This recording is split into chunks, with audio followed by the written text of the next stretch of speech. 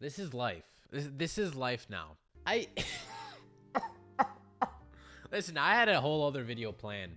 I was gonna go in depth with a very well articulated argument about the current state of Scarlet and Violet, but I just had to put it off to the side.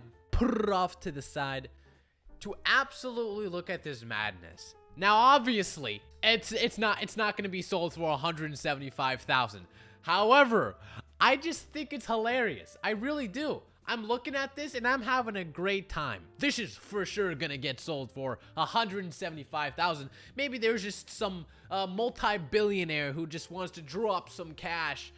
And for that, I say no. This is gonna be a good learning lesson for you new people, and I'm just gonna show you how to quickly distinguish a fake auction from a real auction. Number one, it's gonna be the price. Obviously, $175,000 for a new Pokemon card that, you know, goes for only $300 is obviously a very cutthroat sign of that, obviously. However, if you go back here and click on, okay, now it's at 200,000.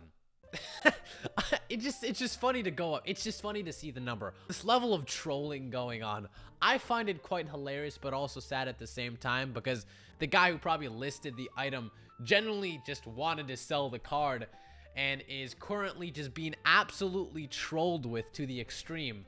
But if you go to the bids right here, you'll see a log of bidders. Now, obviously, they're all anonymous. However, you can click on these, you know, log of people, and you'll see their history. Items bid on. 1. This is the only item they have ever bid on. So that's very showing that this person is using just an alt account just to troll.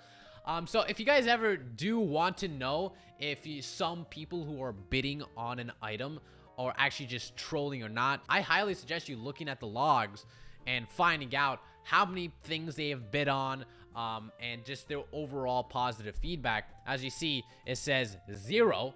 That's also a good sign. Definitely a good sign. Total bids 16, and 16 of those bids are exclusively towards this card right here, just to troll. So if you guys didn't know that, now you do. Obviously, okay, it jumped up to 420. Obviously, nobody is foolish enough to think this is real, but it's just so funny.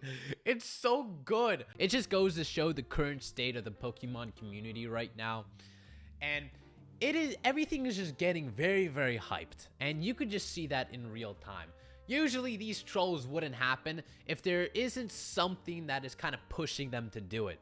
And I think it's just this environment of hype, FOMO that everybody is having. For example, the scalpers who probably didn't care anything about the Pokemon TCG a couple months ago, but saw how people were talking about 151 and all these new sets and decided just to hop on the bandwagon. I'm going to dissect the whole state of Pokemon in my next video, but I just thought this was a very, very funny instance. And I know Mimikru also released a video saying how it was at $5,000, and he thought it was already crazy. And then he just did an update in the comments section that it was 30,000 now.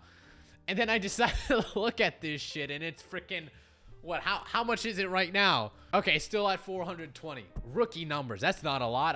You know what? Frankly, I'm just gonna place a bid right now. The Pokemon community is just in a very, very interesting state right now, and it's just gonna be very interesting to see how things move forward with all the new hype sets coming out, like Prismatic Evolutions.